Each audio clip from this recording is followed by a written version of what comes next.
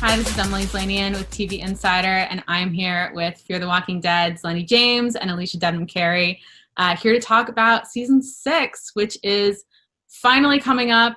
We have a premiere date. It is going to be October 11th. It's really, really exciting that we finally get to see the season because we've had to wait a little bit longer than usual. Now, yes. Lenny, I wanted to start with you because season 5 was not so kind to Morgan at the end. He's been shot in the chest, and now we know from all these trailers that there is a mysterious gentleman who is hunting him, and the red eye situation that might be coming up. It just seems like there's a whole lot of trouble for Morgan right now. What can you say about what's coming for him? I can say that there's a whole lot of trouble coming for Morgan, really. I mean, what you see is what you're about to get, really. There is I think he's a really cool character that they're introducing who's coming after what is left of Morgan. And we'll have to wait and see if there's much left after those two particular people come into contact with each other or come across each other, if indeed they do. But it's what can I say? It is. They really put you in a hard position this year. Really is. It is. It ain't easy. Let me say that. Is that for whatever time he has left, it ain't going to be easy. Yeah, I can definitely see that much.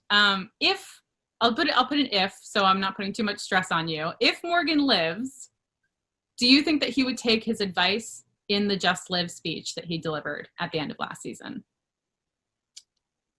That's a really interesting question. I think it's a slightly double-edged sword or axe, depending on where you are. I think it's a piece of advice that he will do his best to take, but it won't necessarily be for his own benefit. Okay. I mean, I think the people that he's said that to are the people that he wants it to be true for. Right. Well, and Alicia is also not doing so great. She's been in prison. She's never doing so great. Like, let's be real. No one's really Poor girl. Season 5 is just rough for everyone but like Virginia. With everyone. Yeah, the only person having a good day is Virginia. Exactly. Yeah. But she's basically imprisoned with Strand on the compound. We don't know much about it, but what is her new normal look like for her, and how is she adjusting? I feel like, if anything, for her to be imprisoned with Strand is actually a bit of a silver lining. Strand is the person that's been in her world the longest out of everyone here. She knows exactly the kind of person Strand is, which is at the bottom of it, kind of a con man. So he's going to do whatever is in his power to try and manipulate and work his way through the ranks to attempt to find a way out of the situation. And I think at this point, at the end of season 5, Alicia did try and let other people in again, or at least try and see the potential beauty in circumstances, and whether that's just, even trying to release some of the burden that I think she carries, and allows other people to maybe carry a bit of that for her, is enough sort of then to give her a sense of camaraderie. And I think with someone like Strand with her, it actually could be a potential for there to be, so hard, potential for there to be, a different way of living than they currently are. That's good. That's great. And are we going to get to see any happiness for Alicia this season? I want so many good things for her, and they just never seem to happen. Well that you say that. Honestly, same. I just feel like she's being just given such a hard lot, and And I'm always, you know, happiness for Alycia, it doesn't necessarily mean that everything's going to be like, you know, like falling in love and like rainbows and like, you know, flowers. Like it's, I think for her, just any sort of like stability or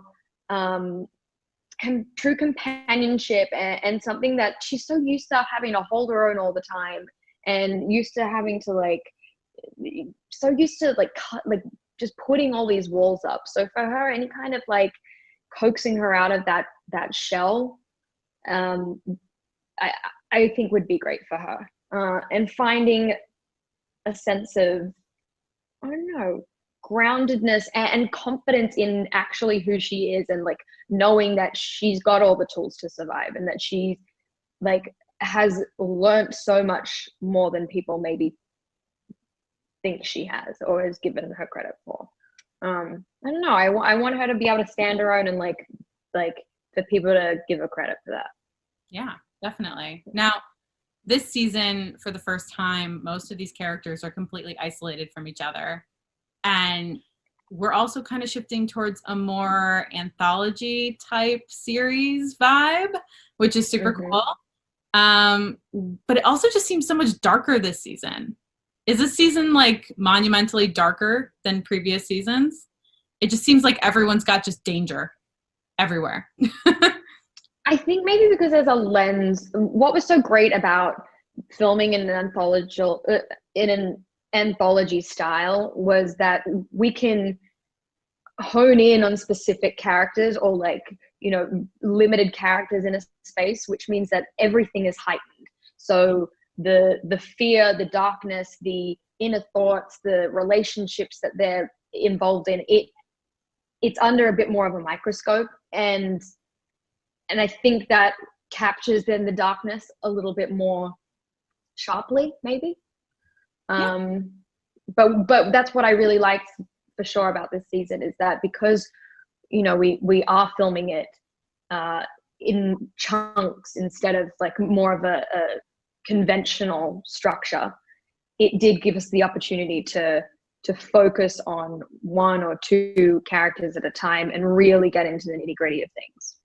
I think one of the things that's slightly on the downside of that is that we were very rarely together as a whole. And yeah. we kind of, you know, and because where we film, because we film in Austin, if you weren't filming, then a lot of people weren't there. So, which actually helped on one level, because the feeling of longing for each other's company and trying to find each other was kind of real. Yeah. I suppose on the other side of that, the upside of it is we got some fantastic guest actors this season. Yeah. Some fantastic actors who kind of came in to create the world that we're going into, or that we've been imprisoned in, or we've been locked down in, or we've been sent to Virginia's different worlds. We've had to inhabit those, and we've had to build them up and identify them. We've got some fantastic actors coming in, certainly in the first 8 that we've shot, to kind of populate those worlds. Awesome. Now, Lenny, I also wanted to congratulate you because you're directing for the first time this season. I'm a triple threat. Yeah. So happy to actually be on set when you directed, which feels like an entire lifetime ago.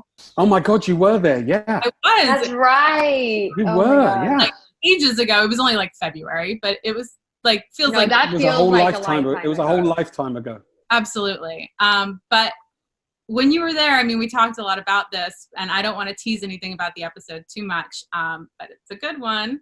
How was the experience of just making the transition behind the camera for you? What was most exciting about that? The most exciting thing about it ultimately was the moments when I felt like I knew what I was doing. The moments when I felt like I was truly in charge, the moments when I felt like I was putting forward my vision, and the bits that surprised me with, because to a certain extent, working with the actors, I had some sense of having some kind of confidence in doing that, And I was very lucky because Coleman and Alicia were my main two actors in my episode, and they were uber generous and took me very seriously. So it was a joy.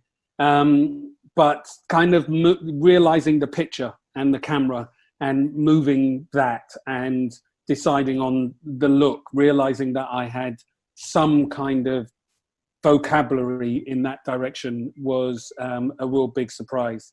And other than that, it was just constant firsts. And it's amazing how just stepping behind the camera, how differently you see the set and how differently you see people that you've been working with for years, and just how differently time moves. It was an amazing experience, and I'm really glad that I got to do it with this bunch of people because they were incredibly generous. Awesome. Well, we loved having you direct. Thank you. Well, I can't wait for fans to see. I can't wait to see it either. Season 6 of Fear the Walking Dead. It is going to come out Sunday, October 11th, 9/8 Central on AMC. So my birthday. Oh, that's amazing! Fun. I thought it was a little birthday present to me, but apparently they're sharing it with the world. So okay. But with a dedication to you, maybe. With a dedication to me, yes. Thank you guys for hopping on with me. Thank you. Thank you so much.